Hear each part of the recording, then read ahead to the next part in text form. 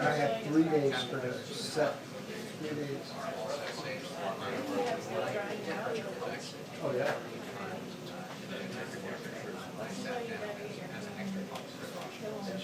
Got a little wheel there. I just need to work on it.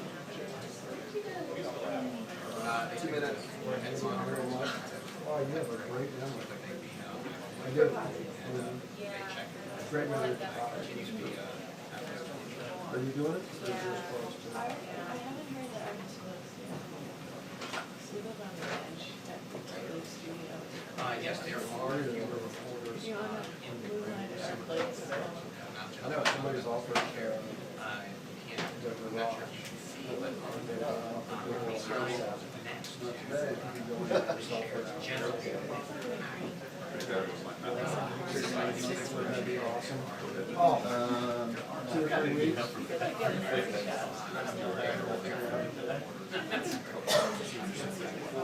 Doing our best from each other and everybody.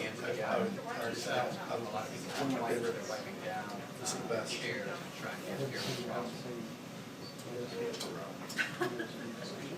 Only one neurotic reporter from Warriors.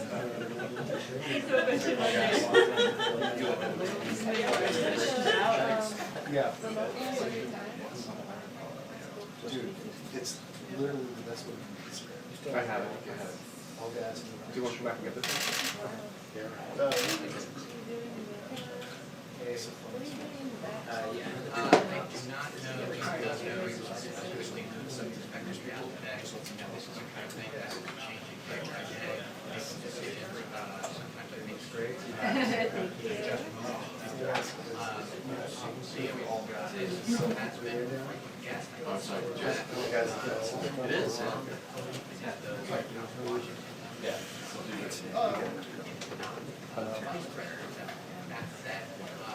Hold on. There it is. Thank you.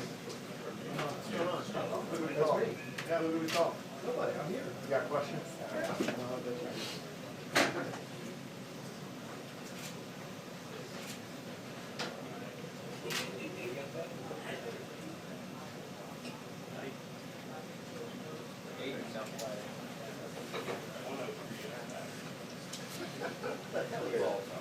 He's on the side. You mean? Yeah. Too tall. Too tall. However, said you're too tall.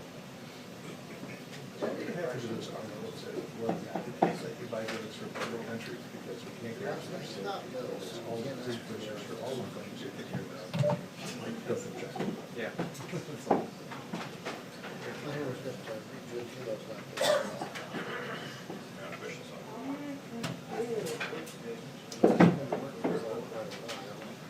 But an answer to the question. All these things are pretty easy. So move that. I started to hurt man talking. I started to ask you about that. Makes it so it's effectively but the whole place is nice. It actually smells good. Yeah. Doesn't smell like a locker room.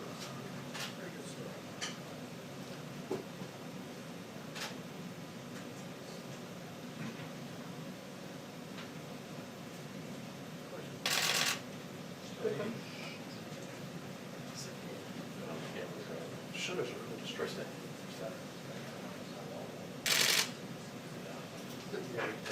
There.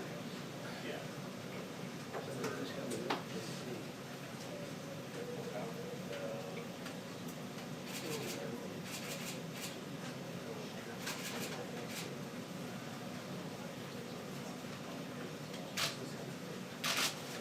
I don't know what passed.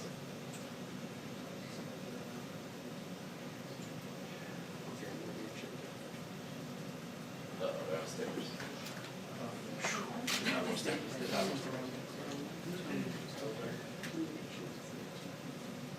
Sticker shortage? And just explain to me.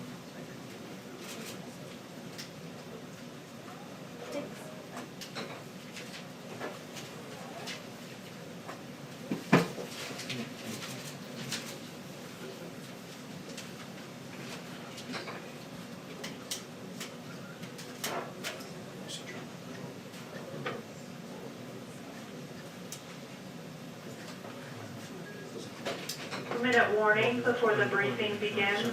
2-minute warning. 2 minutes remaining in the period.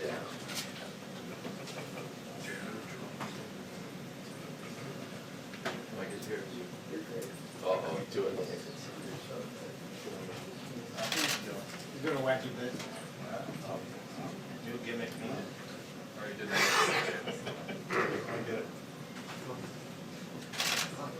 Is it still a gimmick? I think it's a time-honored tradition now. I think it's a wacky bit. It's a wacky bit. It is. I like it. As long as you're okay. Editorialized. Okay, now I do, yeah. Same with this left. Okay.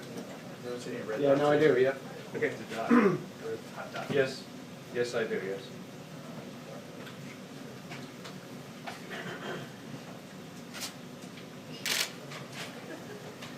Yes, I do. Yes.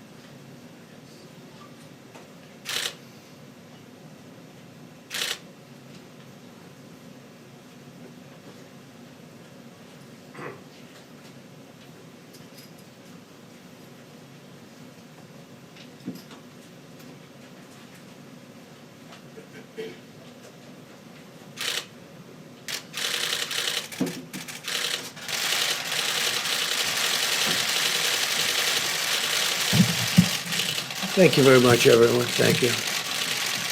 Progress being made. And I appreciate you all joining us. Last night, the FDA announced groundbreaking new policies to further increase testing, very, very substantially so. All states can now authorize tests developed and used within their borders in addition to the FDA. So the states are very much involved. They have been involved from the beginning, but we're stepping it up as much as we can, and the testing procedures are going well. And within a short period of time, all of the private labs will kick in. This has never been done before, and it's going to be something I think it's going to be incredible if it's done properly. And these are great companies. These are among the greatest companies in the world, actually. So the state's going to be dealing through themselves and with local government, local physicians, local everybody. They're also dealing with us. But we have a tremendous testing capacity. Today, we're also announcing a dramatic expansion of our Medicare telehealth services. Medicare patients can now visit any doctor by phone or video conference at no additional cost, including with commonly used services like FaceTime and Skype. A historic breakthrough. This has not been done before either. In addition, states have the authority to cover telehealth services for their medical patients. And by doing this, the patient is not seeing the doctor per se, but they're seeing the doctor, so there's no getting close. During this time, we will not enforce applicable HIPAA penalties so that doctors can greatly expand care for their patients using telehealth, so the penalties won't be enforced. We encourage everyone to maximize use of telehealth to limit exposure to the virus. It's been a very successful method of communication, but never used on a scale like we're going to use at telehealth. And you'll be able to also better maintain hospital capacity by doing this. Earlier this morning, I spoke with executives from America's fast food industry, Wendy's, McDonald's, all of the big ones, Burger King, and they were great. We're talking about the pickups in light of yesterday's guidance you heard. To avoid eating or drinking at bars, restaurants, or public food courts, we discussed the important role that the drive-through pickup and delivery service can play in the weeks ahead. So that's happening, and they have been fantastic. They have been absolutely fantastic, and they've been doing it already, but they're keeping it open, and smaller staffs, very capable people and very capable companies, and they're doing it, pickups. Our guidance yesterday urges Americans to take action for 15 days to help stem the outbreak.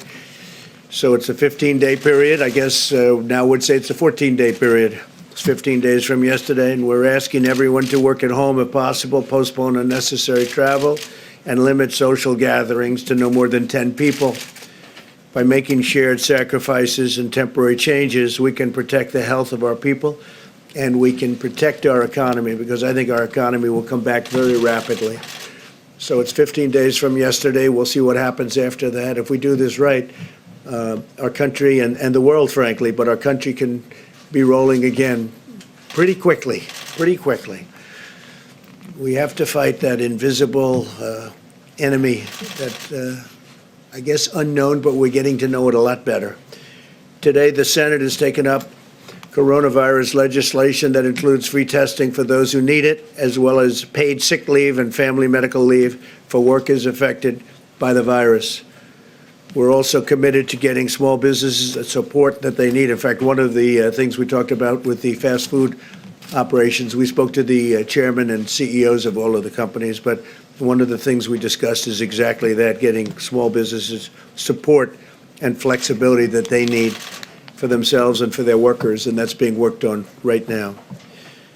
At my direction, Secretary Mnuchin is meeting today with senators on additional stimulus packages. I can tell you he was meeting with them late until the night last night, and for a big part of the day yesterday, and tremendous things are happening.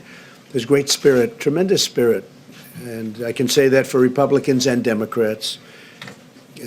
I can say that with respect to Governor Cuomo, we had a great talk this morning. We're both doing a really good job, and we're coordinating it.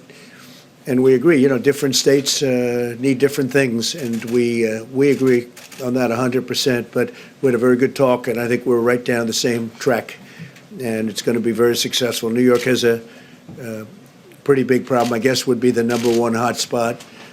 That's no fault of anybody's. It's just the way it is. But we're working very closely together. We're also getting FEMA very much involved. They've been involved, but now we're getting them to a different level, and we'll have everything ready. We're dealing with the Army Corps of Engineers should that be necessary. We have them working in some cases, on standby in other cases. But my conversation with Andrew Cuomo was a very, very productive one and a very good one. I appreciate that. We're giving relief to affected industries and small businesses, and we're ensuring that we emerge from this challenge with the prosperous and growing economy, because that's what's going to happen. It's going to pop. One day we'll be standing possibly up here, we'll say, well, we won, and we're going to say that. Sure as you're sitting there, we're going to say that, and we're going to win, and I think we're going to win faster than people think, I hope.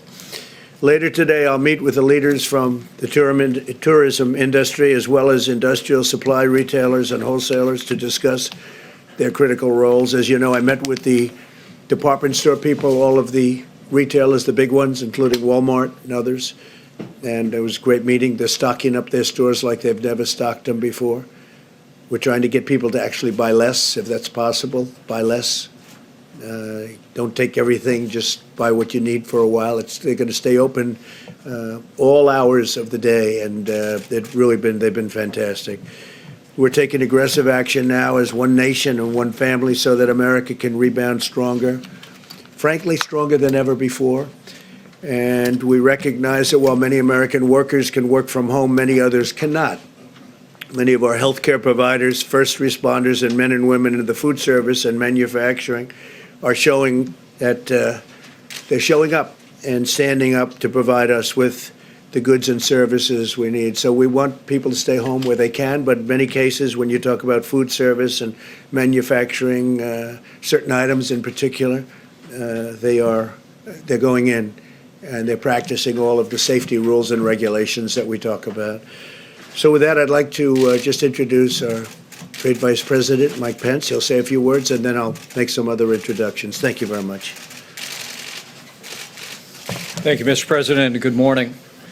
It should be very clear to the American people that President Trump has initiated not only a whole of government approach, but a whole of America approach. And the President's interaction even today and through the course of this day with leaders in industry around the country reflects that we're not only bringing the full weight of the federal government to bear, but the full weight of the American economy. And I know I speak on behalf of the President when I say how inspired we are at the way the American people have stepped up and the way that American businesses, large and small, have stepped up. It's truly been inspiring. Our task force met this morning. We continue to focus on President Trump's priorities of testing, prevention, and supplies. And in that category, I'm pleased to report that while testing is available in all 50 states, as the President just indicated, through the swift action of the FDA at the encouragement of governors around the country, now state health authorities can authorize labs in their state and expand existing testing capabilities. But also in connection with the FDA's action, which you'll hear more about in a moment, we now have continued to expand the public and private partnership that the President forged with vast commercial laboratories around the country, increasing access to the high volume, high throughput coronavirus testing that is greatly expanding access even as we speak. Also, our task force received a report this morning on the progress that the U.S. Public Health Service and FEMA are making, working closely with state governments and also partners in the private sector like CVS, Target, Walgreens, and Walmart to expand remote testing sites around the country, and we'll have a full report later this week as those come online. It's important the American people understand that testing is happening all over the country. But all of our health experts wanted me to tell the American people, you don't need the results of testing to know what you should do. And President Trump's 15-day coronavirus guidelines are advice for every American in every community. They're the result of the best guidance of CDC and our health experts. And as the President said, we continue to urge every American over the next 15 days to put into practice the principles in the President's coronavirus guidelines. By every American practicing these principles, we believe that we can slow the spread of the coronavirus. In fact, our experts have told our task force that if every American acts on the President's coronavirus guidelines, we could see a substantial reduction in the spread of the coronavirus. But as the President said, it will take all of us to do it. So if you feel sick, stay home. If someone in your house tests positive, keep the entire household home. Especially if you're a person with an underlying health condition, we urge you to stay home and practice social distancing from people. No social gatherings of more than 10 people. Use drive-through, as the President discussed with leaders in the industry today, and every American, especially practicing common sense and good hygiene. For the American people as a whole, the risk of serious illness remains low, but we're asking every American to partner with us in this effort to slow the spread of the virus and especially to be mindful of seniors or others with serious underlying health conditions for whom the threat of the coronavirus can be very significant and very real. As I said, the President has continued to push our task force to bring a whole of government, a whole of America approach, and we continue to be inspired the way our nation's governors and nation's businesses are responding. We spoke just yesterday with the leaders of every broadcast network in America that will soon be unveiling a public service campaign using CDC guidelines. And specifically, as we work on the issue of supplies, meetings yesterday with Department of Defense officials about excess supplies. The President and I will be meeting today to speak about the supply chain for hospitals. We would make one specific request, and that is we would urge construction companies to donate their inventory of N95 masks to your local hospital and forego additional orders of those industrial masks. Because of what the President asked to be included in legislation moving through the Congress today, those industrial masks that they use on construction sites are perfectly acceptable for healthcare workers to be protected from a respiratory disease. But we're asking construction companies that our President knows very well from his background, we're asking them to donate their N95 masks to their local hospitals and also forego making additional orders. at the President's direction, we will continue to do whatever it takes. We'll continue to marshal the best of the American people, the best of all the people behind me, the people behind them, our state and local officials, and we will get through this, and we will get through this together. Thank you, Mr. President.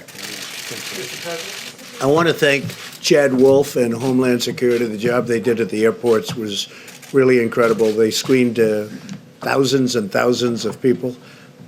O'Hare got backed up a little bit, but they got him out. But everybody was screened and screened very carefully. They didn't want to rush it.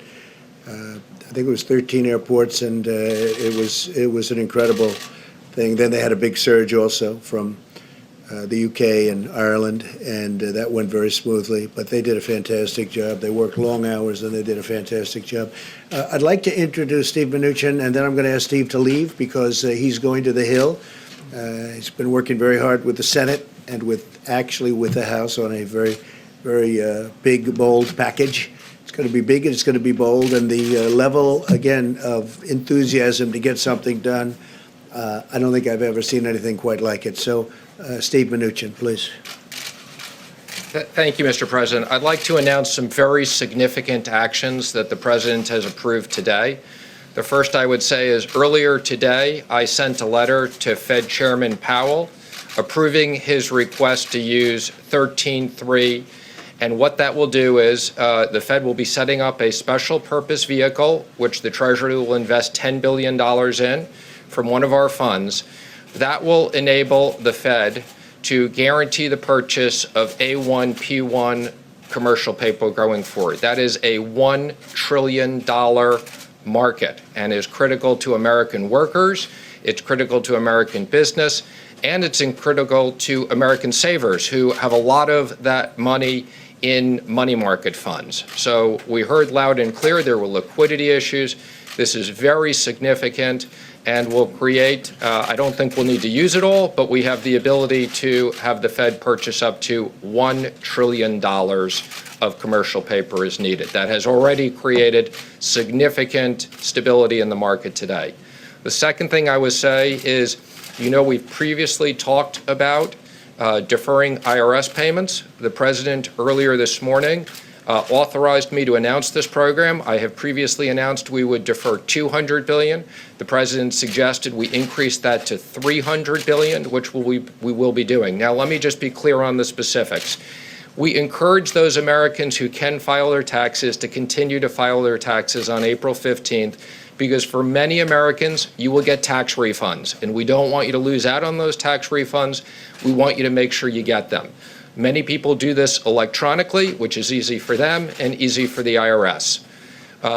If you owe a payment to the IRS, you can defer up to $1 million as an individual. And the reason why we're doing $1 million is that covers lots of pass-throughs and small businesses, and $10 million to corporations, interest-free and penalty-free for 90 days. All you have to do is file your taxes. You'll automatically not get charged interest and penalties. Now, of course, any American has the right to extend their taxes. We're not taking that right, but the President has asked us to go up to $300 billion. That's also an enormous amount of liquidity in the system. The third thing is the President and I worked on a very significant economic stimulus plan. Thank you for being available last night and throughout this morning, and I will be presenting that to the Republicans in the Senate this morning and also discussing that with the House.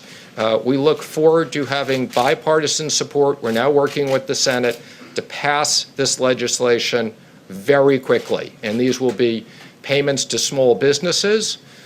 We've talked about loan guarantees to critical industries such as airlines and hotels, and we've also talked about a stimulus package to the American worker. You can think of this as something like business interruption payments for the American workers. Thank you. Do you have any questions for the Secretary of the Treasury? When you say a stimulus package for American workers, do you mean direct payments to Americans, or are you talking about a payroll tax holiday? Although the President likes the idea of the payroll tax holiday, I will tell you what we've heard from many people, and the President has said we can consider this. The payroll tax holiday would get people money over the next 6 to 8 months. we're looking at sending checks to Americans immediately. And what we've heard from hardworking Americans, many companies have now shut down, whether it's bars or restaurants. Americans need cash now, and the president wants to get cash now. And I mean now, in the next 2 weeks. How much? I will be previewing that with the Republicans. There's some numbers out there. They may be a little bit bigger than what's in the press. Go ahead, please. Please, wait, please. What help are you going to give to airlines specifically? I've had discussions with all the airline CEOs this week. The airline CEOs have had conversations with the Senate and the House. As the president said, I was up with a subset of the Republican senators last night. I've discussed that with them. I think, as you know, this is worse than 9/11. For the airline industry, this is, they are almost ground to a halt. The president wants to make sure that although we don't want people to travel unless it's critical, we want to maintain for critical travel the right to have domestic travel. $60 billion, is that enough? I'm not going to comment on the specifics. I will tell you, we're very focused. There's a lot of workers. This is strategically important to us, and we'll be working with Congress on this. The airline industry will be in good shape. Yeah, go ahead, please. There's been talk about $1,000 checks to every American, increasing support among Republicans and some Democrats for that. Would you support that going to everyone, or would you support some sort of income restriction on who gets a check? Well, I think it's clear. We don't need to send people who make $1 million a year checks, okay? But that's one of the ideas we like. We're going to preview that today, and then we'll be talking about details afterwards. Well, I think we're going to do something that gets money to them as quickly as possible. That may not be an accurate way of doing it, because obviously some people shouldn't be getting checks for $1,000. And we'll have a pretty good idea by the end of the day what we're going to be doing. Mr. Secretary, Yeah, John, please. Can you tell, how would the mechanics of this work? I mean, we've been talking about a payroll tax holiday, some $500 billion worth was floated to me today. But so how would this idea of sending people a check work? Would that be sort of an advance on what they would pay in payroll tax? How would it work? Again, we want to make sure Americans get money in their pockets quickly. We want to make sure small business owners have access to funds. We want to make sure that hotels, airlines, we have an entire package. We'll be laying out those details later today. Yeah, I have to say this. There are 4 different ways you can do it. That's okay. 4, you can hear me well enough, I imagine. Sorry. Okay. People at home, you're right. Those are very important people, come to think of it, especially your people. Look, we have 4 or 5 ways we can do it, 4 ways in particular. I think there's a 5th possibility, but there are some very good ways of getting the money out and getting it out quickly. Payroll tax is one way, but it does come over a period of months, many months, and we want to do something much faster than that. So I think we have ways of getting money out pretty quickly and very accurately. Okay? Can you talk about the timeline, please? How quickly do you think you can get this done? The president has instructed me, we have to do this now. So this is now. By the end of the week? We are going to work with the Senate, who's in session right now, actively. We will continue to have conversations with the House. I've already spoken to Speaker Pelosi once today. This is stuff that needs to be done now. The president has instructed me that this is no fault to American workers. For medical reasons, we are shutting down parts of this economy, and we're going to use all the tools we have, as I've said, and what tools we don't have, we're going back to Congress. I got to go back to $850 billion to those who might be concerned that's too expensive. We don't want to talk about it, but it's a substantial number. We're going big. The expression, we could do it 2 ways. We could keep going back every day or every week. We're going big, and that's where Mitch McConnell, that's the way he wants to go. That's the way I want to go. I think we want to get it done and have a big infusion as opposed to going through little meetings every couple of days. We don't want to do it that way. We want to go big, go solid. The country is very strong. We've never been so strong, and that's what we're going to be doing. We don't want, with this invisible enemy, we don't want airlines going out of business. We don't want people losing their jobs or not having money to live when they were doing very well just 4 weeks ago. So we're going big, and that's the way it'll be, and that's the way everybody seems to like it on the Hill. Any other questions for Steve? Sorry, in addition to airlines and hotels, you had a call with restaurants today. Was any type of emergency assistance discussed on that call? A lot of restaurants have to close. Even if they are doing delivery, they're not making as much money as they would with a full house. Let me make 2 comments on the restaurants, and the president understands this. This was emphasized this morning. First of all, we want to make sure that the states allow the drive-through portion of these fast foods to stay open, particularly in a time period where we're telling people don't go to restaurants. These companies feed a big part of America, and I expect they're going to feed a bigger part of America. The second thing they asked me to emphasize, I wasn't going to do it now, but as long as you asked, many of these companies have apps. You can order ahead of time. That way, when you get there, it's as simple as they'll have it packed. They can give it to you with social distancing, and it'll be very fast. So we expect that they will be able to feed a large part of the population. And in regards to support, I will say a lot of these businesses are small businesses, are companies, franchisees, 500 or less, and we have a specific program we'll be unveiling that helps all businesses, small and medium-sized businesses of 500 and less. Secretary, real quick question regarding Marriott Corporation. It announced that it is furloughing thousands of individuals because of the impacts of the coronavirus. Will your legislation help those individuals? I hope so. That's one of the reasons why we got to act very quickly, because we understand whether it's the airlines, hotels, for good reasons to protect the United States on medical issues. These businesses are shut down, and the president wants to make sure, as I've said, we will use all the powers we have. You saw this today, $1 trillion of potential liquidity into the market, and the powers we don't have, we're going to Congress. And I will say there's a lot of bipartisan support for these issues. So I'm going to apologize because I have to go deal with some other things, if that's okay, Mr. President. Thanks, sir. Oh, yeah, I do want to comment on this, okay? We absolutely believe in keeping the markets open, okay? Americans need to know they have access to their money. After September 11th, the only reason why the markets were closed was because the technology was disrupted. I've been on the phone with the major banks, with the New York Stock Exchange.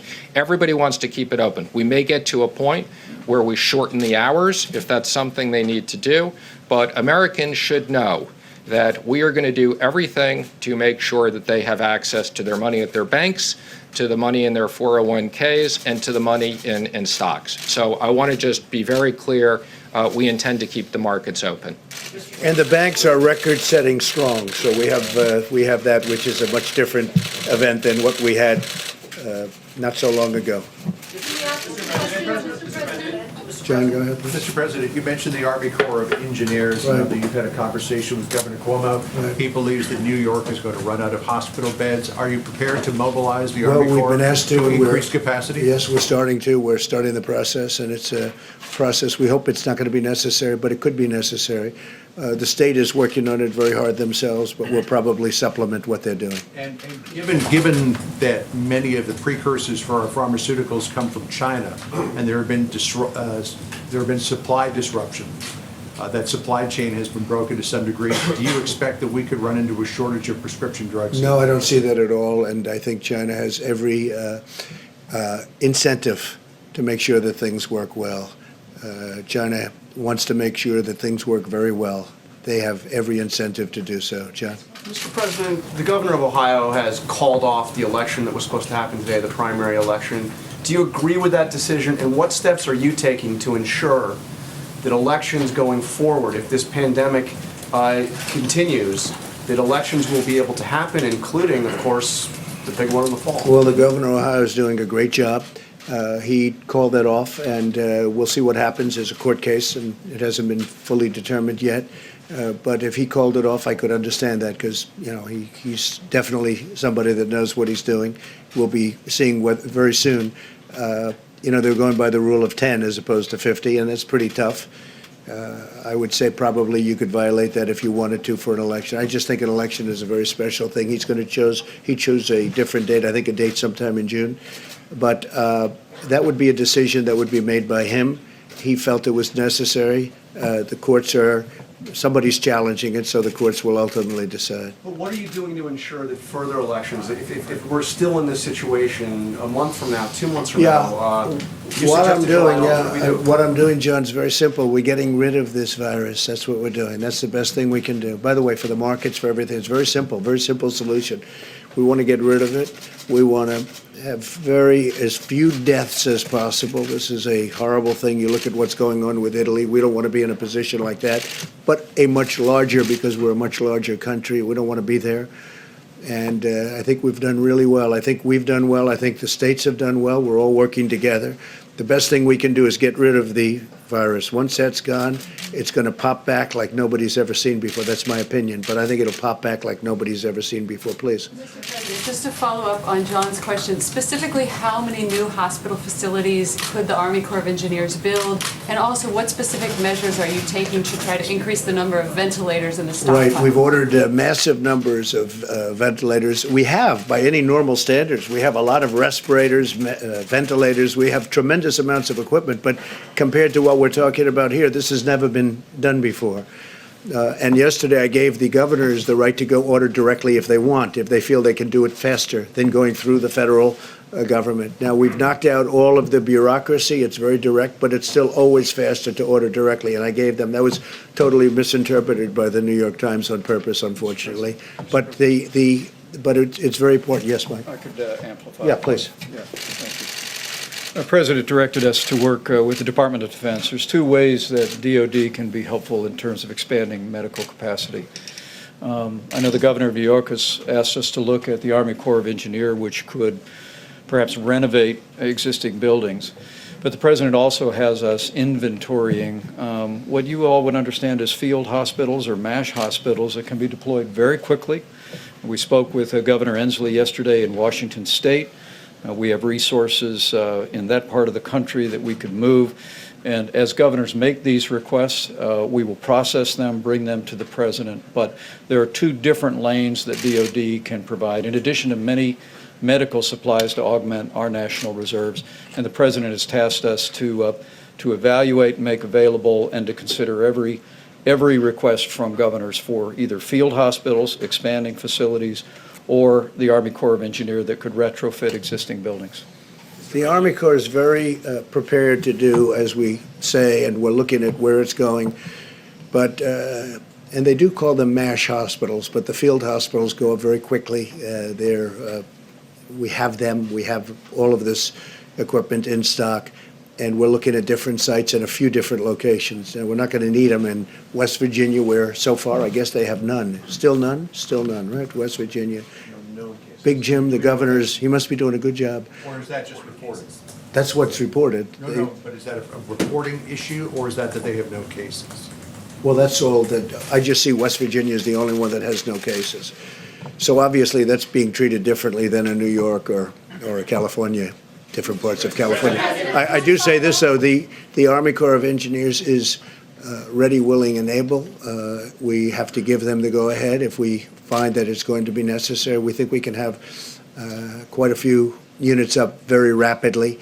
I'm going to work with Governor Cuomo. I'm going to work with a number of the governors. Governor Newsom has been very generous in his words, and I'm being generous to him, too, because we're all working together very well. And I think a lot of very positive things have taken place. We're talking to California about different sites, but we can have a lot of units up fairly quickly if we think we need them. I think what I'll do is I might ask Seema to say a few words on the telehealth, and then we can get back to this, please. Seema? Thank you, Mr. President. And as the President announced earlier, we are doing a dramatic expansion of what's known as telehealth for our 62 million Medicare beneficiaries who are amongst the most vulnerable to the coronavirus. And we're acting in accord with the appropriations bill that was signed on March 6th, as well as the President's emergency declaration last week. And this action is a part of our broader effort to ensure that government requirements, rules, and regulations don't get in the way of patient care during an emergency. And today's announcement builds on the significant progress that the President has already made over the past 3 years around telehealth services. And while we have allowed for virtual check-ins, full telehealth benefits have been restricted to those living in rural areas, established patients, and just for those brief visits. But no longer, Medicare beneficiaries across the nation, no matter where they live, will now be able to receive a wide range of services via telehealth without ever having to leave home. And these services can also be provided in a variety of settings, including nursing homes, hospital outpatient departments, and more. And thanks to the leadership of HHS, we'll also be temporarily relaxing certain HIPAA requirements so that doctors can provide telehealth with their own phones, and we'll be using enforcement discretion when it comes to collecting copays so that cost won't be a barrier. This is a part of our larger efforts around mitigation, and as we are encouraging Americans to stay home whenever possible, we don't want our Medicare policies getting in the way. And so consider the implications of this. Perhaps an elderly patient with diabetes needs a routine checkup, and this has nothing to do with the coronavirus. And so with our new telehealth benefits, this person who's not really, who's at risk for the coronavirus doesn't have to venture outside their home. They can talk to their doctor via Skype, and they don't have to risk exposure to the virus, and they can receive that care from the safety of their own home. It could be another Medicare recipient who's experiencing mild flu-like symptoms, and instead of leaving the house and sitting in a waiting room full of other vulnerable people, they can also receive advice from their doctor from their home. And this shift is very important for clinicians and providers who over the coming weeks will face considerable strain on their time and resources. And now Medicare patients who don't absolutely need to come in to an office won't have to, and this allows the healthcare system to prioritize for care for those that are that have more needs or in dire need, and preserves protective equipment as well. State Medicaid agencies can also provide telehealth services without federal approval, and so we're asking all states to make this available as well. And we've also asked private insurance companies to expand their telehealth benefits and make it clear to their providers and their members what they cover. As our nation seeks to balance the twin imperatives of getting Americans the care that they need during this outbreak and limiting the spread of the virus, the impact of this historic action simply cannot be overstated. In an emergency, those on the front line shouldn't have to worry about federal rules and red tape, hamstringing them when they need flexibility above all else. And we're doing everything in our power to make sure that that doesn't happen. I also just want to briefly mention that because of the President's emergency declaration, we do have the ability to provide a lot of Medicaid waivers, and Florida was the first state to be approved. We were able to do that in a matter of days. Thank you. Any questions, please? Where do senior citizens go for instructions on how to do the telehealth? They should call their doctor's office, and their doctor's office can tell them how to do that. Also, there may be some of our Medicare members that may not have access to equipment, so we're asking family members to help with this, but also respecting the requirements around social distancing, and if any of those family members or neighbors have symptoms, they should obviously stay away. Will you be posting numbers also? That's correct, That might be exactly. the easiest way to do it. Yes. If you post in ads, if you post some numbers. And they can also call our 1-800 Medicare number, and they can also get information. Those phone lines are open. Thank you. Thank you very much. Admiral, if you'd say a few words about where we're going, and then I'd like to ask Dr. Birx to say a couple of words, but how the system's working. Well, thank you very much. As we talked about earlier this week, the commercial system is rapidly advancing in the testing capabilities. As of today, our public health laboratories, meaning the CDC and the public health labs, have reported out 31,878 tests, so almost 32,000 tests. The clinical laboratories, the Association of Clinical Laboratories, have reported out about 27,000 tests, and most importantly, of those 27,000 during the cumulative period of time, 8,200 of them were yesterday. This is showing the dramatic ramp as the high throughput comes in. We don't have the numbers this morning from the American Hospital Association, which means all the individual hospital laboratories. We will have that upcoming in the next day or so, and then Ambassador Birx will have this whole process fixed with the legislation that everything will roll up into a common reporting probably by the end of next week. In terms of our drive-through laboratories, again, these are blossoming all over the country by individual states. The ones that we are heavily involved in and really pushing equipment to, we expect over the next few days to begin setting up 47 of these in approximately 12 states. The material is already palletized and being shipped to the locations. Most cities have the specific locations. Some do not, but it's still going to a central receiving. And we know that we'll be deploying at least 140 Commissioned Corps officers. About half of the sites have reported their requirements. About 140 officers will be going. We expect that to go up. So this is going on the way we expected. We did a trial site yesterday with a full mobile unit for drive-through with full PPE. We had a lot of kinks in the system, as you can expect. That's why we do a test before we go out into the field. Don't expect these to be 100% perfect the moment they come. They're going to be adapted to the state and the local situation, but we're very confident that these will add testing to the already very robust healthcare system and commercial system. Thank you, Mr. President. Thank you very much. Thank you, Admiral. And this has never been done before, and it sets a great roadmap for future. Should we have something like this in the future? I hope we don't. But it's never been done before, and they've done an incredible job. And again, we're working with the states and relying on the states. We have to, because they have, it's point of sale, it's point of sight, and we're in, I think, just about every instance getting along really well with the states. If I could, Dr. Birx, if you could say a couple of words, please. Great, thank you. Thank you, Mr. President. So I think what you've been hearing from us is to find solutions that are high quality and sustainable based on the frontline workers and governor's requests. And those come in on the governor's call. We've been immediately responsive to those. And that's the level of red tape and bureaucracy that we have removed.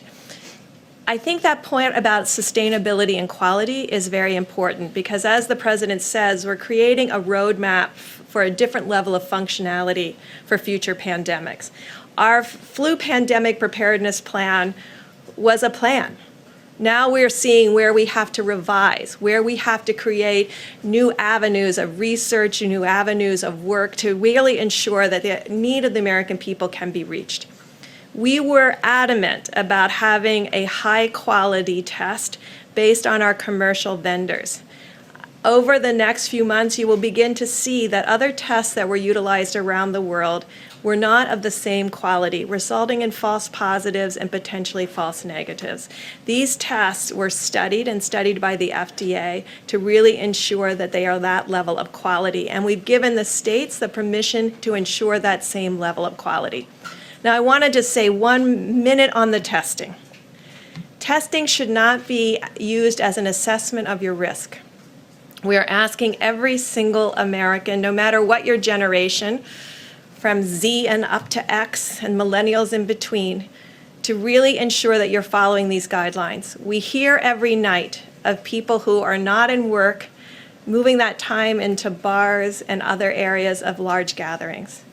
If we continue with that process, we will fail in containing this virus. So every single generation has a role to play. We're asking our older generation to stay in their homes. And we're asking the younger generations to support them in social contacting through videos and other Skype-type functions, or just the simple telephone. We're asking the younger generations to stop going out in public places, to bars and restaurants, and spreading asymptomatic virus onto countertops and knobs and grocery stores and grocery carts. I heard an innovation last night and this morning again on the news. I really want to applaud the private sector who are now creating senior-only shopping times. I think that's extraordinary. I think that shows what America brings, and I think other countries will learn from us about how to really protect seniors in this type of way. I'm hoping that carries through to next year when we have our flu epidemic, where we can really have a very different profile of the amount of mortality that we have during flu that we never talk about. Anywhere from 15,000 to 45,000 individuals are lost every year. If we learn how to do this well and sustain some of those core changes, we can change the way respiratory viruses, not only for this, but the future, affect Americans. It's a big thing. Doctor, maybe a couple of questions. Yeah, so a question on the clinical data. So we've had now roughly 5,000 people test positive. We've had 90 deaths or so.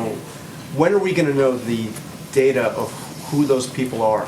Who has been infected, what the ages are, what the pre-existing conditions are, how serious it was, both for those who have been tested positive, but also those who have died? Well, you are singing my sheet of music. I'm very data-oriented, so thank you for bringing up this issue of data. I really want to applaud HHS. We had a discussion about this several days ago. They've made calls into Seattle and California to really understand that, and also importantly, to understand how many of their patients needed ventilators, how many of them needed oxygen support, how many of them needed and what they needed. Could we predict early someone who was going to have a more difficult course? These are all the questions we're asking and answering right now. We did get an early report back from Santa Clara and Seattle. We're digesting it. We just got it this morning. We're looking at that carefully because we think that roadmap is very important to other communities. We have not discussed this with New York yet. We do know from other countries, and that all is available online, that profile. You can see that mortality under 30 is extraordinarily low. The mortality across the board outside of Wuhan is now settling somewhere around 0.7, but that should not be reassuring because it's much higher in people with pre-existing medical conditions, even if young, and people that are older with pre-existing medical conditions. And so we still want every American focused on doing what they can do today to change the course of this pandemic. Will you commit to making that data public so we will all know? We're committed not only to making it public, but to have a website that everyone can see in real time. Dr. Burks, if I could just follow up. You all are signaling a much more aggressive posture toward containment mitigation now. And many states have been very aggressive. But there is a small number of states that have not issued public guidance to their residents. Is it important for the success of the effort that 100% of the states be forward-leaning on this? And if so, Mr. President, what would be your message to those states that have not? Okay. So that's why the Vice President and the President yesterday issued those critical guidelines.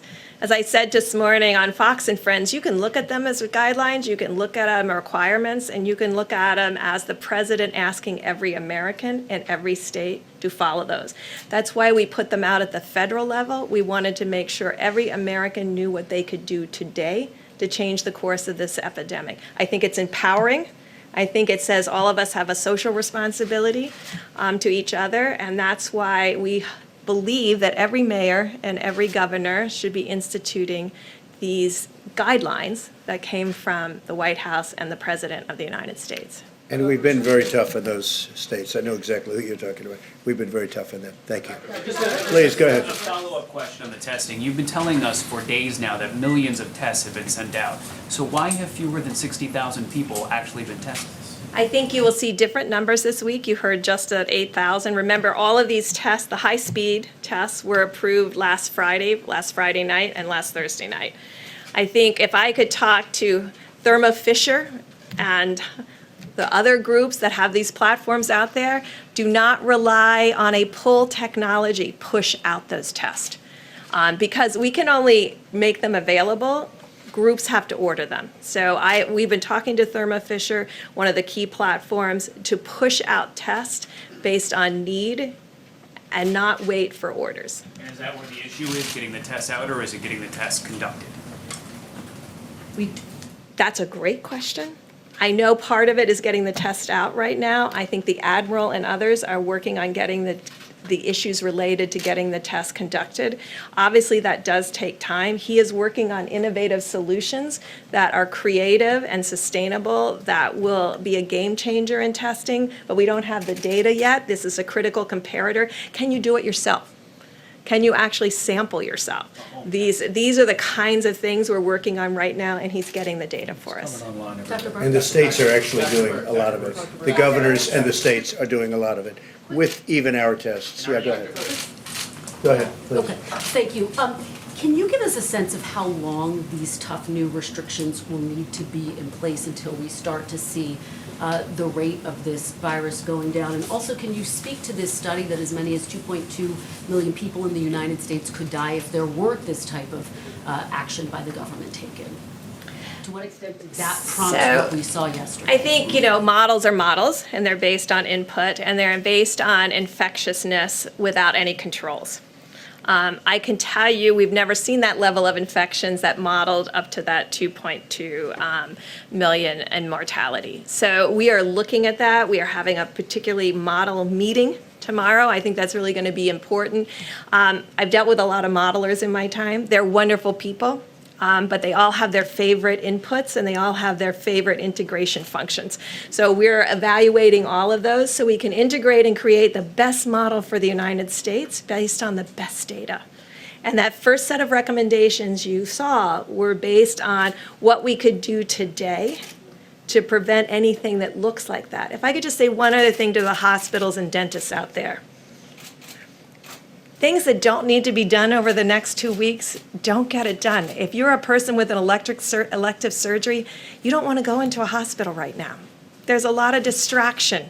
There's a lot of people doing a lot of other things to save people's lives. So let's all be responsible and cancel things that we can cancel to really free up hospital beds and space. And then let's do everything that we can to ensure that we don't need the ventilators because we protected the people who would have needed to use them. And are you looking at the possibility of more actions like, for example, limiting travel within the United States? Are you looking It's at possible. It's possible. We'll see how it goes. I think there's been great cooperation with local governments, states. We'll see how it goes. It's going right now pretty well. Yeah, please, go Can I ahead. follow on that, Mr. President, Please, very quickly? yeah. Just very Go quickly. ahead. Do you need to invoke the Defense Production Act to get more of those medical supplies to different hospitals? Well, we're able to across- do that if we have to. Right now, we haven't had to, but it's certainly ready. If I want it, we can do it very quickly. We've studied it very closely over 2 weeks ago, actually. We'll make that decision pretty quickly if we need it. We hope we don't need it. It's a big step. Need more help from the federal government Well, when it comes to those supplies. You know, when you What do say the to states, those governors? in particular, 3 states need some help. And some states, have 2 people, 3 people, no people, in the case of, again, West Virginia. So we're looking at it very closely. We've taken it apart 15 different ways. It's a very difficult thing to do. It's a very big step, and if we need that step, we'll take it. Okay? Quick follow on Kristen's first question. A lot of people have got travel to places that aren't considered hotspots, Yeah. Caribbean, Mexico, that sort of thing over the next few weeks. Would you recommend that they follow through with those plans? I would just say, enjoy your home stay. I would just say right now, we have to get this problem fixed, and then we'll get back into business really quick. We'll open up our country, we'll open up our society, the world will hopefully open up. We see areas of the world that haven't done well, and we see areas that are doing very well. And I would put us in the category of doing very well for a country so big. I think that I would recommend that they just enjoy their living room. John? Yeah, go ahead, please. What do you say to people who are not heeding these guidelines from the White House? And then also I have a question on asymptomatic people Yeah, and sure. the Dr. Burks. I'm not happy with those people if they're not. But those people are being shouted down by other people. They know it. They're being, it's almost like self-policing. People went in, there are a couple of instances, I guess, probably more than a couple, where people are not happy when they see others doing what they're not supposed to be doing. We have to get rid of this. We have to win this war, and ideally quickly, because the longer it takes, it's not a good situation. And I'm not even talking about the economy. I'm talking about the lives of a lot of people. Yeah, please, did you have one? Will the White House put any restrictions on corporate bonuses for companies that do get bailed out like airlines? I'm going to ask, I think I'm going to ask Mike, answer that question. I think it's all a work in progress. What President Trump has made clear to industries around the country is that we're going to do whatever it takes. We understand this is an extraordinary moment in the life of our nation. It's the reason why the President brought in leaders of the financial sector, airline industry. He'll meet with all additional industry leaders today in tourism and hospitality. But he has tasked the Secretary of the Treasury to work with members of Congress in both parties to make sure that we construct the kind of economic support that will allow those industries to weather the period of the coronavirus and then to come back stronger than ever before. We've had such incredible, I don't know, it's almost the word spirit is the best word. It's like a spirit. The banks have come in, and the banks are doing things that they would have never done. They're working on extensions and lots of things that they wouldn't have done. copays with regard to the insurance companies. I mean, for them to be doing what they're doing, you know all about the copays. They would have never done that, and they did it. They were in my office. They, I would say, the 11 biggest in this country. I guess probably the 11 biggest in the world, the big ones, all the big ones, and they did things on copay that nobody would be doing, that they wouldn't have done in a million years, but they're doing it. There's a great spirit going on right now in the country. So you want, yes, please. Dr. Fauci, you've said you like being accused of overreacting because that is an indication we may be doing things necessary to beat this, bend the curve. How long do you think it will take for you to be confident that, yes, we're bending the curve, or no, we're not? You know, I can't give you a firm number on that because the dynamics of outbreaks, in some respects, are predictable historically. They do this and that. We don't know because this is really unprecedented. I mean, of all the outbreaks that I've been involved with over the last at least 36 years, and then going historically back, we've never had a situation where the mobilization of all the different components, travel restrictions, internal containment, mitigation, financial assistance, public health assistance, testing. So we don't really know. But the one thing I do know that if you look at models with all of their vicissitudes of models, is that when you have input into the kinds of mitigations and things that we're doing, we're going to see a hump instead of a peak. I would be really surprised if all the things that we're doing, and this is really a comprehensive approach. I was struck as I was listening to everyone make their presentations that, you know, I'm a scientist, I'm a health person, and I'm a physician who sees patients. So I look at it from one particular standpoint. But what I'm being impressed by is that this is really a comprehensive thing that has multiple components to it. All of them got to succeed if we're going to get to that end point that I've described multiple times from this podium. So I hope that if everyone does their job, we're going to be able to give you a number and say, you know, we've seen that inflection and we're coming down. I would hesitate to do it now, to be honest with you, because it might be misleading, and I don't want to be misleading. I just want to say one other thing, because I heard Dr. Burke say it, and I think we need to say it over and over again.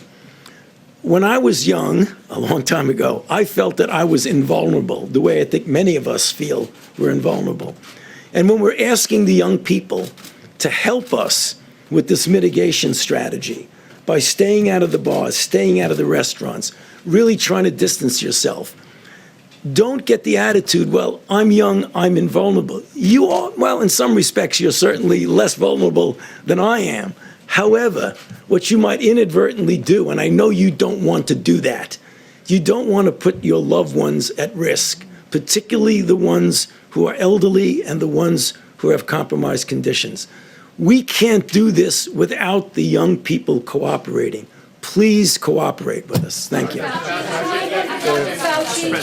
Fauci, and I'm going to read my notes so I get this right, but there's apparently a new study out of China. It found that the vast majority of cases, 86%, were in untested patients with mild to no symptoms. So what does that say about the impact of testing, and does it mean that testing should actually go beyond the sickest patients? You know, that question keeps coming up, and I'm not going to evade the question, but I want to make a point.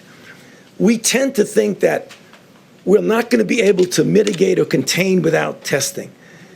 They complement each other in some respects, but they're separate channels. Even if we had no testing, we should be doing what we're doing now. The question you're asking, so I won't evade it specifically, would it be important outside of a doctor-patient coming in together, of knowing what's out there, what might be under the radar screen? The answer to your question is yes. So let me tell you what the CDC is doing right now. They're going out there, and part of their program is to get a feel for what is there that wasn't initially thought to be coronavirus, that was thought to be something else. When you do that, you're also going to get a feel of what the penetrance is in society. So we are heading with the high throughput things that you've been hearing about to get an answer to your question. Dr. Fauci, Governor Cuomo said this morning he believes that we'll see a peak in terms of infection in 45 days. Would you concur with that? You know, it's possible. I mean, I know the governor has been really, I believe, doing a really good job of trying to stay ahead of this. 45 days is not unreasonable. You have to be careful. When you get a number, you own the number, and then if the number doesn't come out, you're in trouble. And that's the reason why, from our standpoint, from the federal government, we're talking about a range. So within that range, I mean, it isn't like you want to be correct for the sake of being correct, but you don't want to be wed to something and then have to back off. Go ahead, please. When is the soonest that we'll know that these new guidelines are actually bending the curve or actually working? And is there a point in time where you know, in the next couple of weeks, where you'll be able to tell the president more draconian measures are needed? Well, okay, so what's happening, I mean, if you look as a metaphor, it's kind of like a race against the virus. If left to its own devices, will do this, and us trying to somehow blunt that. Now, you could see the virus going up and up, and your effect, your work, what you're trying to do, may actually be having an effect, but you may not see it because it'll still be going up. And as you're trying to implement your interference with the virus, you may not realize that you are actually interfering. And you'll say, wait a minute, it's still going up. What's going on? You've done nothing. But you don't know whether it would do this versus that. So the answer to your question, it probably would be several weeks and maybe longer before we know whether we're having an effect. It may be at the end of the day, we'll see a curve that would have been way, way up. But I wouldn't put us to task every few days. Well, wait a minute, it's going up. Is it working or not? That would be really misleading if we do that. Go ahead. Regarding the 15-day guidelines which were announced yesterday. One of those guidelines was a recommendation against gatherings of 10 or more people. And today, the governor of Alabama issued her own guidelines, and it was a recommendation against gatherings of 25 or more people. What is your recommendation for people of Alabama, people across all of the country, as far as the guidelines that were announced yesterday by the federal government? Okay, so the one thing we don't want to do is to get hung up on the difference between 10 and 25. I think you might agree with that. When we give guidelines, they're only guidelines. We sit down, we look at the data, as Dr. Burke said, we're data-driven, and we say, on different models, 10 looks good. If someone wants to do 25, we're not going to fault them, but if someone wants to come to us and ask us what we think the best is, we stand by the numbers. It isn't perfect, it isn't precise math, it's assumptions and it's data that make you get your decision. But would it be more effective if every state and every city in the country was playing by the same rules Yes, instead of different? of course. But this is the United States of America. There's a lot of free enterprise there. People do their own thing. And quite frankly, I don't think there's a big deal difference between 10 and 25. We got many, many more important things to worry about than that difference. Mr. President, thank you. Going back to supply chains and then talking about preparedness for the future, yesterday Larry Kudlow said that there is an idea floating around the administration to cut taxes for companies who would be bringing their supply chains back to the United States. He said he specifically liked immediate 100% write-offs for structures, equipment, but he said you hadn't endorsed that yet. Would you endorse an idea like that? We're looking at many ideas. That's one of them, frankly, and we're looking at creating incentives for companies, not only that type of company, but other companies. We're also looking to help companies such as the airline industry within the airline industry, and we'll be doing that. We will be doing that. This is not their fault, and they've been very understanding, actually, and we're going to be helping them. We will have a very powerful airline industry, and it'll start up as soon as this is over. We'll have those planes ready to go. So we have to help them during the short term. We're very important. Yeah, please. Thank you, Mr. President. I wanted to know, have you taken a look at some of these models, such as the Imperial College London model, that kind of poses a very difficult choice, whether it's shutting down society or overwhelming the healthcare system? Is that something that We've looked at every model. We've relied on the very talented people, and there's no better team than the people behind me. And I will say that All of the people that have done those models are all in constant touch with Dr. Birx and Tony and everybody that you've been hearing so much from over the last couple of weeks. We've looked at many different models, and the model we have is we want to save a lot of lives. We want to save a lot of lives. If we get too steep on that curve, you're going to lose a lot of lives, perhaps unnecessarily. Now, we're going to find out. Everything has a risk. We're going to see. But if people do what we're telling them to do, what we're asking them to do, you're going to see the saving of a lot of lives. Now, Boris, in UK yesterday, you saw what happened. It looked like they were going a different way, but then he went away of similar, I don't know exactly, but I would say we had a conversation yesterday similar to what we're doing. So a lot of people seem to think this is going to be, we are looking to save the maximum number of lives. Everything else is going to come back. A life is never going to come back, but everything else, our economy is going to come roaring back. You're going to know, we're going to know, we're going to all know that day. If somebody was asking about the day, when will you know? When will you know? We're going to know. All of a sudden, we're going to say, wow, that's looking good, that's looking good, that's looking good, and we're going to be on the other side of the curve, and that's a day that we look forward to. Is there something, sir, that you saw this week, though, that made you decide that, yes, now is the time to implement these much more stringent social distancing measures? No, I don't think so. This is where we were going. I really think from the beginning, this is where we were going. This is what we had in mind. We're just going step by step. That was the next step, the next logical step. As Dr. Fauci said, and I think very importantly, one of the most important things when you write the history of this was the fact that we closed it down to China and Europe, but in particular China. We closed it down to China, the source, very, very early, very, very early, far earlier than even the great professionals wanted to do. And I think in the end, that's going to be, that will have saved a tremendous number of lives. Follow up, one on the economy and the other on the broader picture here, but just to follow up on my colleague, some people did note that your tone seemed more somber yesterday. You talked about that August timeline. Did you see a projection? Some people thought perhaps that 2 million potentially that could die maybe prompted part of that. Was there a shift in tone? I didn't think, I mean, I have seen that where people actually liked it, but I didn't feel different. I've always known this is a pandemic. I felt it was a pandemic long before it was called a pandemic. All you had to do is look at other countries. I think now it's in almost 120 countries all over the world. No, I've always viewed it as very serious. There was no difference yesterday from days before. I feel the tone is similar, but some people said it wasn't. Last one on the economy. Your former economic advisor said almost 100% chance of a recession. Do you see it that way? It could be. I mean, I don't think in terms of recession. I think in terms of getting it out, because when we're finished with the virus, we will win. We will win.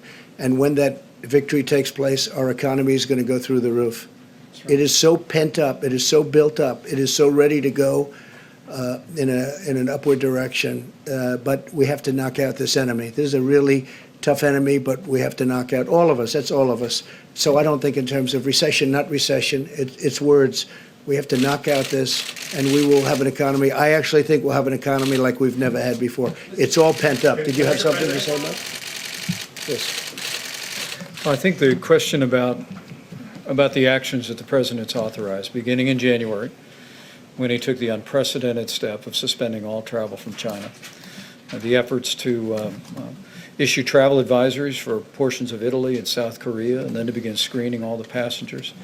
The efforts regarding suspending travel for Europe and what went into effect at midnight last night, adding the UK and Ireland to that, have all been informed by the experts that are surrounding us. What the President's asked us to do from the very beginning, as Dr. Birx and Dr. Fauci often say, is let's follow the data, bring the President the best options in response to what is actually happening on the ground. But with regard to yesterday's 15-day slow the spread plan, our team unanimously brought to the President these very strong recommendations for every American, because we truly believe we are at a point in this epidemic in our country when we can reduce the number of people that actually are exposed to or contract the coronavirus. But we'll continue to bring the best data, the best evidence, and the best recommendations, frankly, of the best health experts in the world, and the president will continue to make decisions that put the health of America first. In other words, reduce the number of people that die. That's what we're trying to do. And when you do the steep curve, a lot of people are going to die. A lot of people. You know, the worst ever, they say 1918, and I don't have to go into the numbers, but they were unbelievable numbers. Had they known and had they done what we had now, it would have been a very much different story. It would still be tragic, but it would have been a very much different. But that was the one that people write about. That was an incredible pandemic, like we haven't seen. But we have done something that I hope. Hopefully, we will all have made the right moves. We're all in this together, including you, and we want to see fair press. And I tell you what, it's been generally speaking, I think it's been a great thing to see. It's been very, very getting along with Democrats, getting along with Republicans, for the Democrats themselves. There's been a lot of spirit. There's been a lot of things happening that I haven't seen happen in the first almost now 3.5 years. It's been very nice to see. That's one of the good things. But what really the good thing is, we have to knock it out. We have to win. And we want to keep that slope as low as possible, because that's a lot of lives in there. Let's go back there. Somebody that didn't get one, please. Go ahead. Mr. President, this has had a huge impact on China's economy as well. Have you received any indication from officials there that they're going to have trouble meeting the purchase agreements, part of the Phase 1 deal, particularly the agricultural buy? Well, they need our product very badly. And no, I haven't received any. We have a good relationship with China. I have not received anything to that. No, we have a signed agreement. They're going to be buying, and they have been buying a lot of product. Yeah, please. Earlier today, Dr. Birx was talking about the possibility of our hospital system being overburdened, overtaxed, and she talked about certain options that are available to the United States Sure. if that happens, including VA hospitals, Right. Department of Defense medical treatment facilities, and even hospital ships. At what point do you tap into those options? Well, I'll know the point, and by speaking with Governor Cuomo and other governors, we're going to know the points. It's going to be different for New York than it's going to be from, Iowa, or from Idaho, or from West Virginia, frankly, or it's different. New York has got a big problem. The state of Washington has a big problem. California has some big problems. Everyone's doing a good job, but we're going to know when it will be, and I believe it'll be more spot than it will be. It's not going to be the whole thing. It's going to be spots.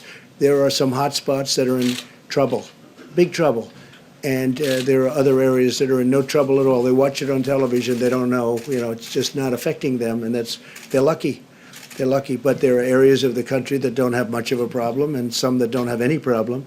They're not going to have a problem with hospitals, but some areas like New York, California, state of Washington, they're going to have some difficulty. And when we see that coming, we're going to be in there. We're already making preparation for it. Senator Marco Rubio of Florida, your trade advisor, Peter Navarro, have been recommending an executive order that would ensure that the raw materials for pharmaceuticals and medical devices are manufactured here in the United States.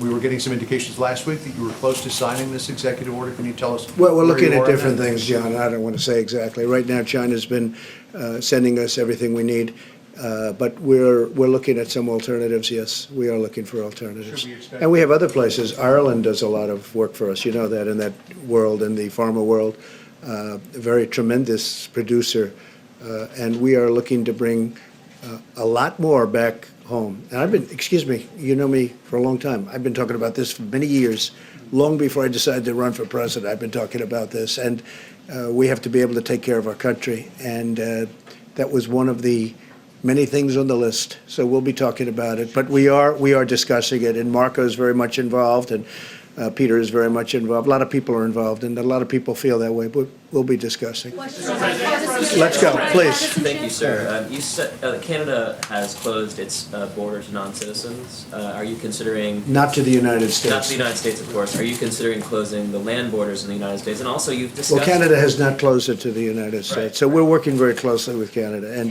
but they have not closed it. They have closed it to the world, but they have not closed it to the United Are you States. considering closing the U.S. land borders? I don't want to say that, but we are discussing things with Canada, and we're discussing things with Mexico, quite honestly. And again, the relationship is outstanding with both. Outstanding. We just signed our deal, USMCA, and the relationship is very strong. Go ahead, please. China and others have criticized you for using the phrase Chinese virus. How do you feel about that? Are you going to continue using that phrase? Well, China was putting out information which was false, that our military gave this to them. That was false. And rather than having an argument, I said, I have to call it where it came from. It did come from China. So I think it's a very accurate term. But no, I didn't appreciate the fact that China was saying that our military gave it to them. Our military did not give it to anybody. Critics say using that phrase creates a stigma.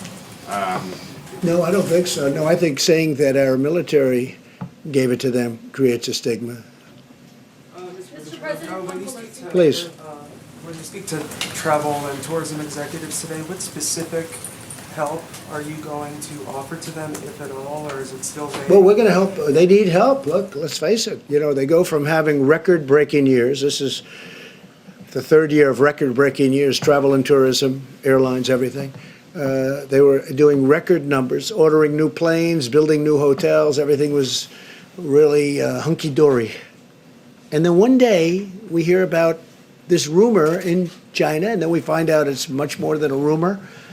And then all of a sudden, we make a great decision to close it up early. It would be a whole different world. It would be a whole different world. But we make a decision to close it up to China, and all of a sudden, tourism, and then we close it up to Europe, which, you know, people never heard of this before. I'm not sure that that's ever been done. I know that when I made the decision to close it to China, people told me that's never been done before, but it was a great decision. We make good decisions. So I'll tell you my best decision. The people behind me are total pros. All over the world, they're respected. Dr. Birx, Anthony, who's become where's Anthony? He's become a major television star for all the right reasons. No, he's just so professional, so good. The people that we have working here have been incredible, and they're totally respected. The Admiral has been incredible, having to do with the testing, incredible, and he's viewing this as testing also for the future. We're building a platform. When we took over this platform, first thing the Admiral said was, this was not designed for what we're talking about, millions of people. It wasn't, and it's nobody's fault. It's not like, who could have ever predicted a thing like this? But we broke it down, and it's really going to be an incredible system, and it is now a great system. I just want to say, these are incredible people standing behind me. They're the most respected in the world. Every country that you've mentioned today so far has called them, and they call them all the time for advice. There's nobody better than what we have. Mr. President, why haven't we seen Dr. Redfield? Say it? Why haven't we seen Dr. Redfield the last couple of days? I don't know. I can't He's in imagine. Atlanta, running the CDC. I can tell you he's doing a good job. We're very happy with him. Mr. Yeah, please, you have it. Go ahead. Mr. President, yesterday we were being told that the payroll tax was going to comprise the lion's share of fiscal stimulus. Right. We also had the markets fall quite dramatically yesterday, and did that inform? It wasn't your about the payroll tax. Did that inform your decision? What made you make that change, and when did you make that change? Well, I didn't make a change. We're looking at payroll tax, and we're looking at various other forms of getting money to people. And the payroll tax is something that I've always liked. The problem is it does take a period of time, months, before they really see something. And we don't really have months in terms of people living. A lot of these, you have people that work on tips. You have people it's a large number of people. It's a tremendous, who would think this, right? And they do nicely. They work very hard, but they work on tips. We have to take care of our people. We don't want to have people suffering during this period. It wasn't their fault that this thing all of a sudden was upon us.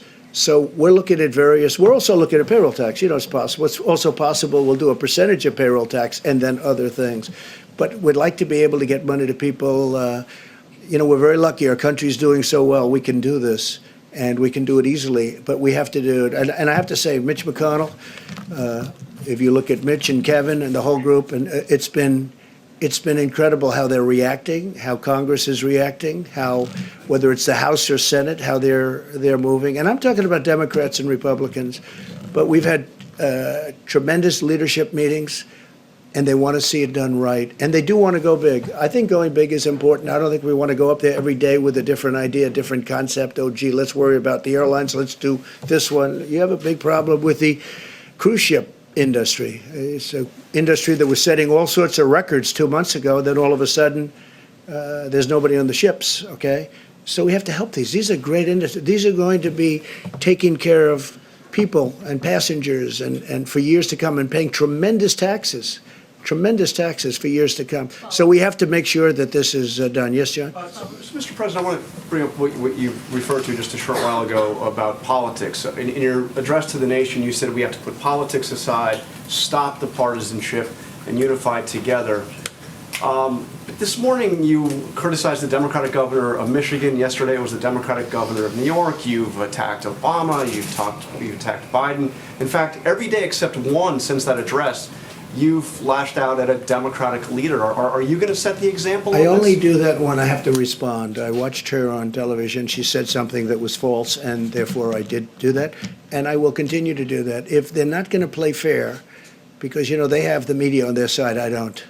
I just have me. And if they're not going to play fair, I'm going to do that.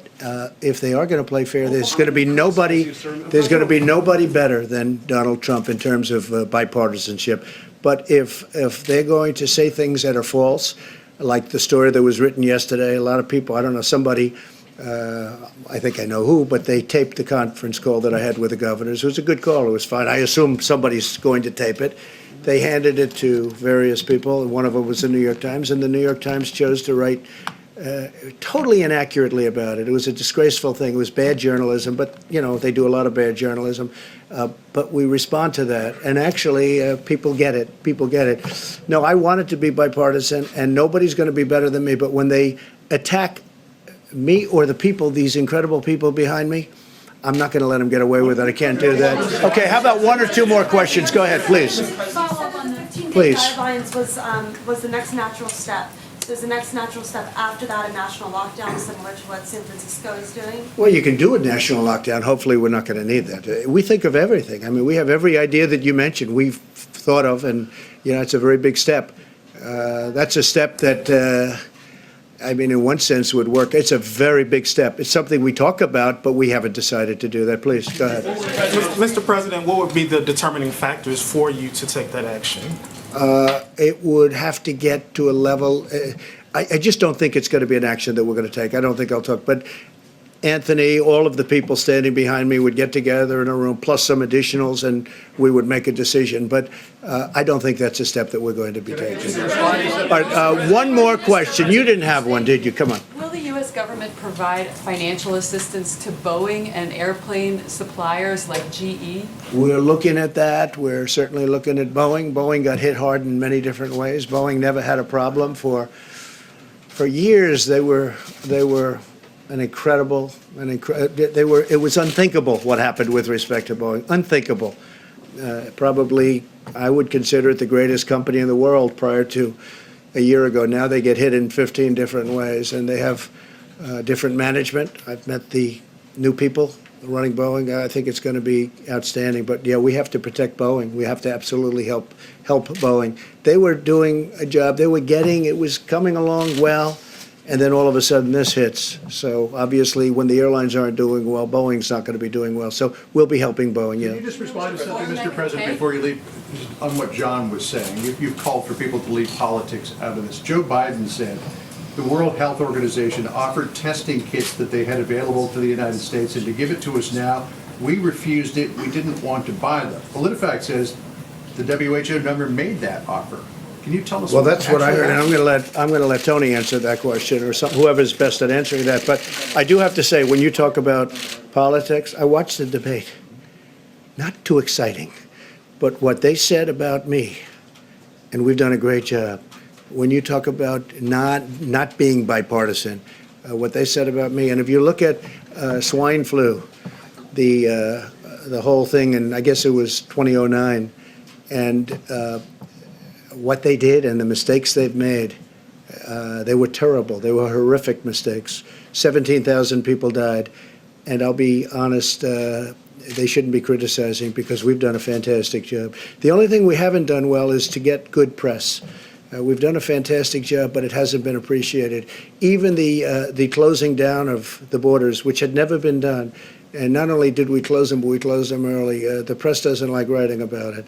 So we've done a poor job on press relationships, and I guess I don't know who to blame for that. I don't know. Maybe I can blame ourselves for that. I will blame ourselves. But I think we've done a great job. I think we've done a poor job in terms of press relationship. But let me have somebody answer your question.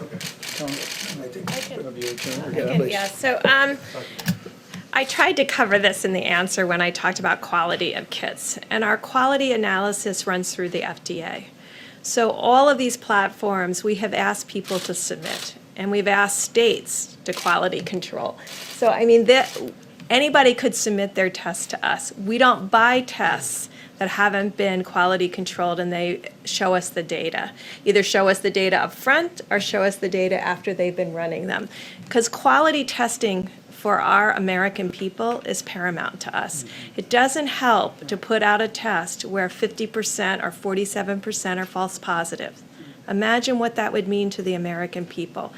Imagine their level of concern now and telling people that they're false positive. We take this same approach to HIV. Imagine telling someone they were positive to HIV and they weren't. So that is our bottom line, the customer, the American people first. And so any of these groups can submit their testing kits through our regulatory processes. But without that and without a plan, we are not going to accept tests that have not been studied by us. Good answer. It's a good answer. Would you have something on that? I'm just going to emphasize a little bit more on that. When I became involved in the testing world, I called as senior officials at the WHO as I could find to understand what the situation was. And as far as I can tell from sources that should know, no one ever offered a test that we refused. That's what I heard too. This is a research grade test, right? Research grade test that was never not approved, not submitted to the FDA. That was supplied in tens of thousands of quantities to 100 countries in the world, okay? So I think there's a lot that people are saying about this that's just based on rumor and myth. Nothing was offered that we refused. It was a research test that was not approved. And again, there was a small number that we have greatly surpassed in a very short period of time. So number one, nothing was offered. Number two, it was a bad test. Otherwise, it was wonderful.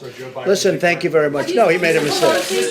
I assume that he'll apologize. He made a mistake. Thank you all very much. Thank you. We'll be back. Thank you all.